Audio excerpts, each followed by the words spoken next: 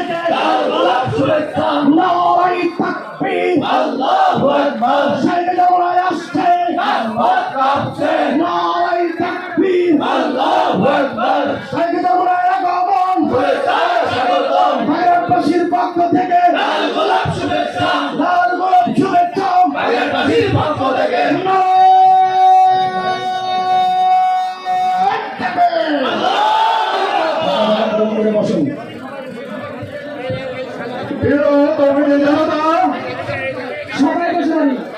সেই সময়ে আমরা দেখেছি যারা জুলাই অভ্যুত্থানের সংগ্রামী বৈষম্য বিরোধী ছাত্র আন্দোলনের আর একটি কথা বলে আমার আলোচনা শেষ করব, কারণ মঞ্চে অনেক মুহাজ্জির উলামায়ে কেরাম আছেন যারা জাতীয়তাবাদী দল করেন। তাদের কাছে আমার বিনয়ের সাথে একটি কথা, আপনারা বিভিন্ন নির্বাচনে বিশেষ করে ডাকসু জাকসু সবাই মিলে বাগেরহাটে তার আসলে নারায়ে তাকবীর।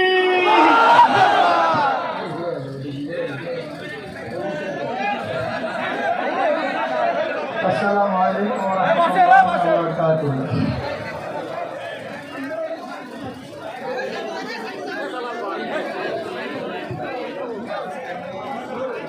نحمد ونصلي على رسوله الكريم أما بعد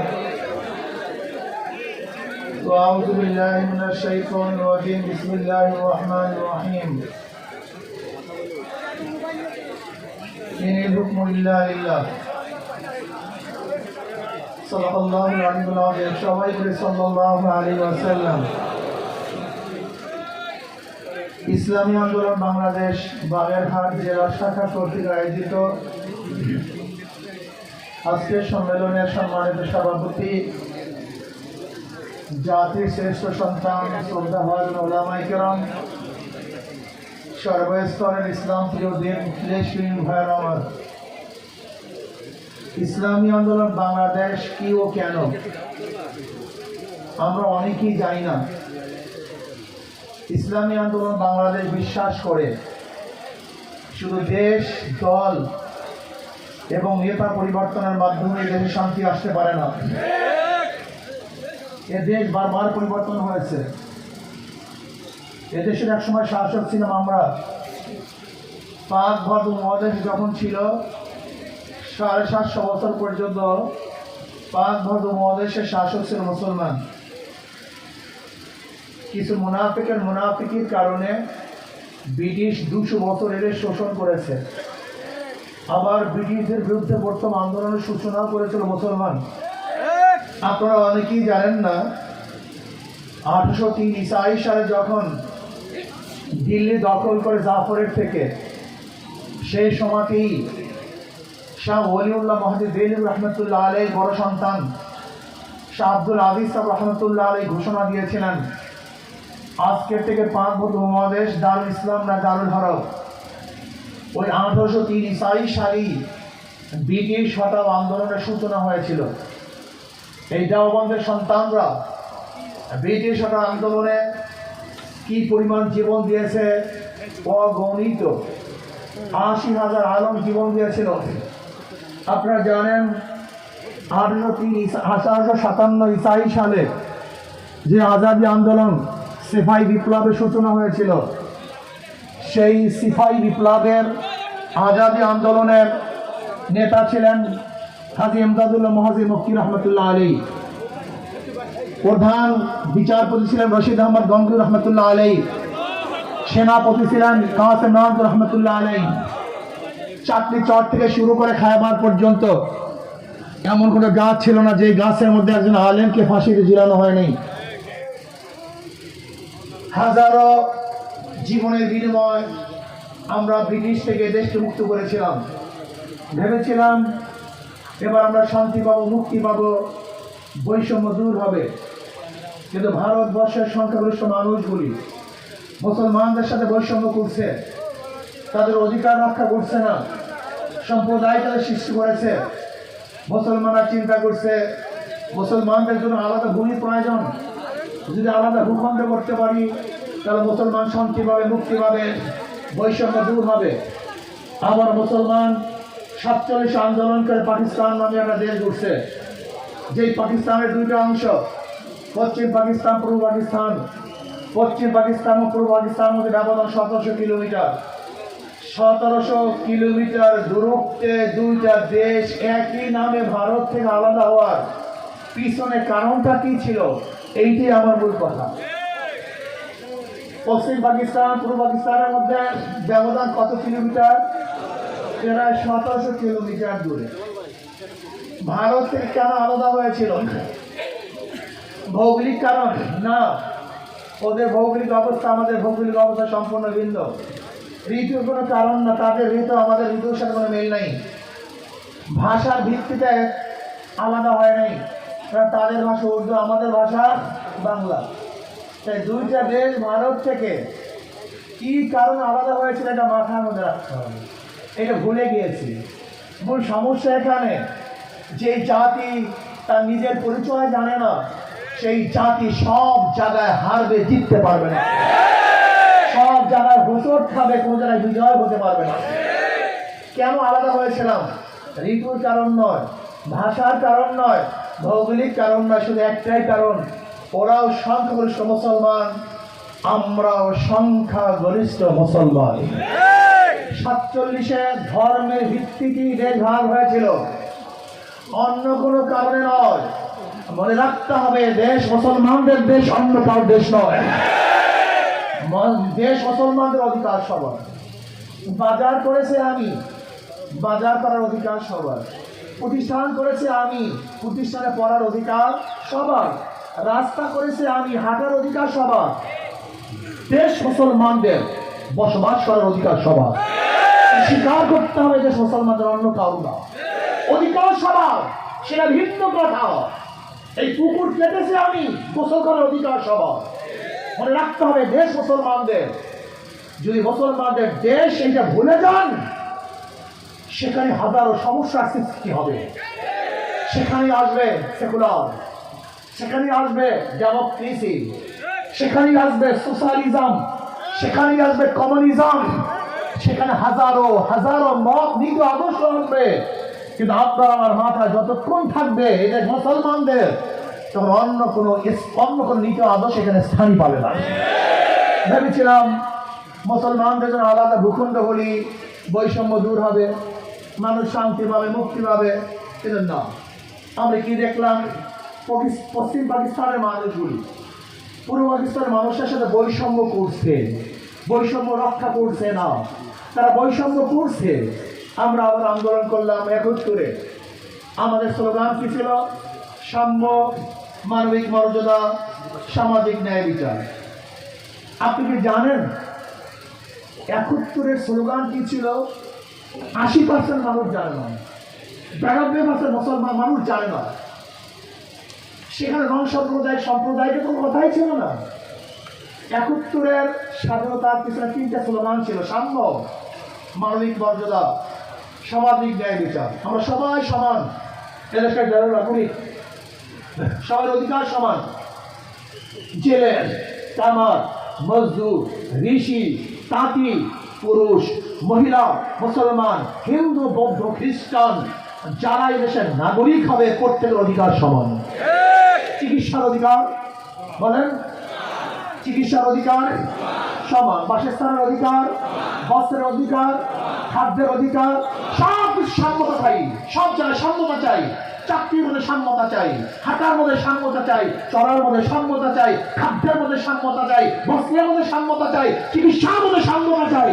আমরা সাম্যতা চাই। কিন্তু আমরা কি দেখেছি? তারা সাম্যতা রক্ষা করছে না। আজকে আশরাফুল মাখলুকাতের মর্যাদা নেই, এটা মানবিক মর্যাদা। আশরাফুল মাখলুকাত, চাই সে ন্যাংরা হোক, লুলা হোক, বোবা হোক, কানা হোক, কোলা হোক, ঋষি হোক, কামার হোক, মজদুর হোক, চাষি হোক, সে আশরাফুল মাখলুকাত। তাকে শ্রদ্ধা করতে হবে, তাকে সম্মান দিতে হবে, তাকে মহব্বত করতে হবে, ভালোবাসতে হবে। কিন্তু আমরা কি দেখেছি? আজকে আমাদের মাথার ঘাম পায় ফেলানো টাকা দিয়ে যে অফিসারদেরকে পালতেছি, যে চাকুরিজীবীদেরকে পালতেছি, সেখানে বাংলাদেশের নাগরিকরা ঢুকলো অফিসের মধ্যে, মনে হয় যেন কুকুর ঢুকেছে, কুকুরের শ্রদ্ধা সম্মান আছে, শ্রদ্ধা সম্মান নাই। আচ্ছা, আপনারা কি জানেন আপনারা কারা? আপনারা কারা জানেন? আপনাদের পরিচয় জানেন?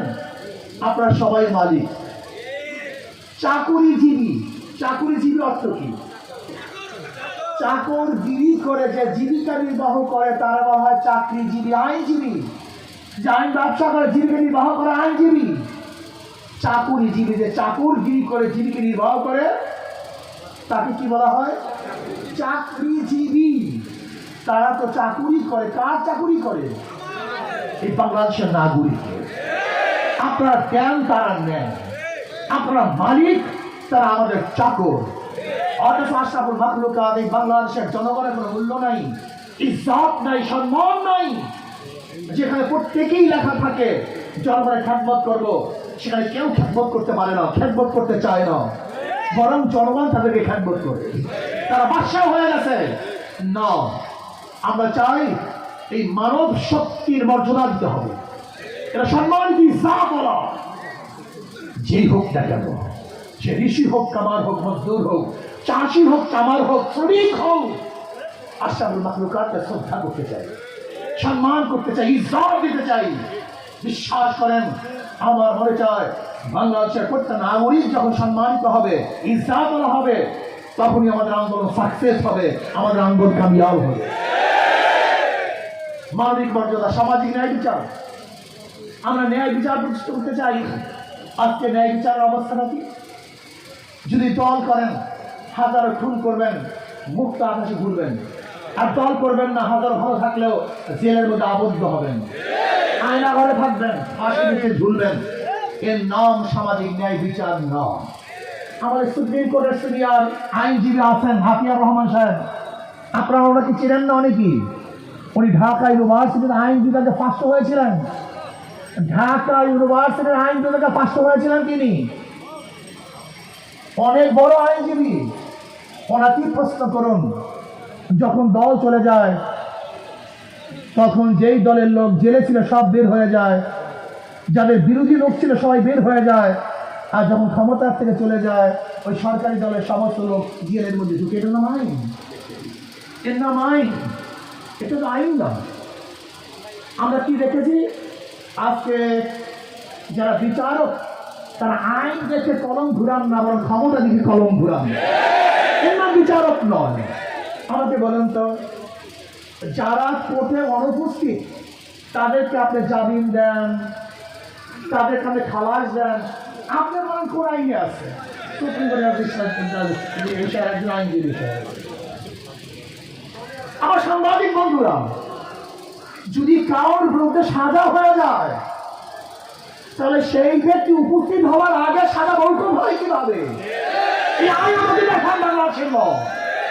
কিন্তু আমরা কি দেখছি, সরকার পরিবর্তন হওয়ার সাথে সাথে যারা অনুপস্থিত তাদের খালাস।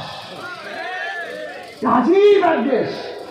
আমরা কি দেখেছি, সরকার পরিবর্তন হওয়ার সাথে সাথে সুপ্রিম কোর্টের চিফ জাস্টিস খালাস হয়ে গেছে, সেও নেই, সেও নেই। আমরা কি দেখেছি, সরকার পরিবর্তন, আইজি তিনি পরিবর্তন, সরকার পরিবর্তন, সিআইডি প্রধান পরিবর্তন, ডিজিআই প্রধান তিনিও পরিবর্তন।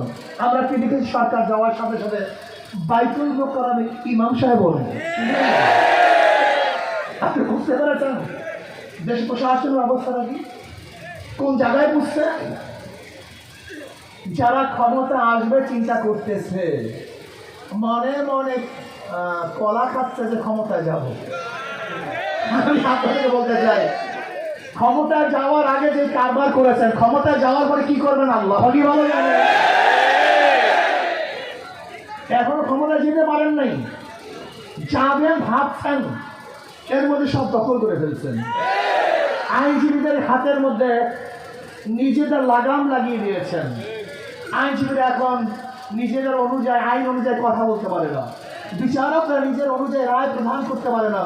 যদি ক্ষমতায় যান তখন কি করবেন আল্লাহ কি ভালো জানে, জানি না আমরা। তুমি কি করো? সব জায়গায় চাঁদাবাজি, মাস্তানি, গুন্ডামি, বদমাশি, দখলদারি, খুন খারাপি। ক্ষমতায় যাওয়ার আগে স্বামীকে বেঁধে রেখে স্ত্রীকে হত্যা করা হয়েছে, স্ত্রীকে ধর্ষণ করা হয়েছে। ক্ষমতা যাওয়ার আগে অবস্থাটা কি বগুড়ায় দেখেছেন, এক বিএনপির লোক মেয়েকে বিবাহ করে প্রস্তাব দিয়েছে, কিন্তু বাবা রাজি নন, সেই মেয়ের সঙ্গে বাবাকে হত্যা করা হয়েছে। তজুমুদ্দিনে দেখেছেন, ভোলা তজুমুদ্দিনে চাঁদা চাওয়ার পরে চাঁদা না দেওয়ার কারণে স্বামীকে বেঁধে রেখে দলবদ্ধভাবে স্ত্রীকে ধর্ষণ করেছে। আরো ভোট দেন, দল করেন, জামনের করা করেন।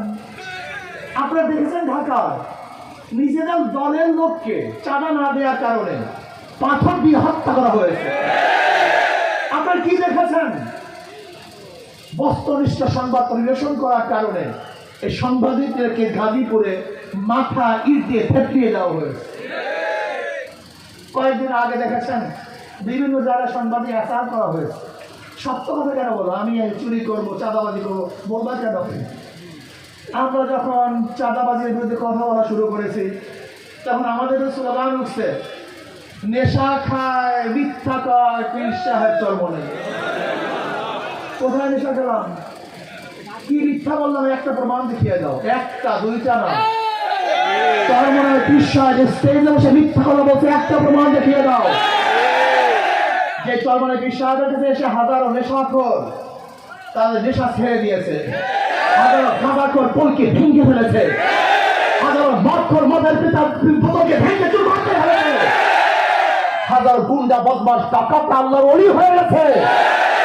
তাদের বিরুদ্ধে স্লোগান দাও, নেশা খায়, মিথ্যা বলে, পীর সাহেব চর্ম নেই। সময় আসতেছে গজবে, গজবের সময় আসতেছে, অপেক্ষা করো। আল্লাহ পাক ছাড় দেন, ছেড়ে দেন না। আশ্চর্য বিষয়, আজকে বিএনপির অবস্থা বক্তৃতা দেখলে আমরা নাকি চরের দল, আমরা নাকি ভণ্ড। পীর সাহেব চরমনের মাধ্যমে হাজারো ভণ্ড লোক হেদায়েত পেয়েছে। আশা করি ইনশাআল্লাহ এই কাফেলার মাধ্যমে তোমাদেরকে হেদায়েত করা হবে ইনশাআল্লাহ। ইনশাআল্লাহ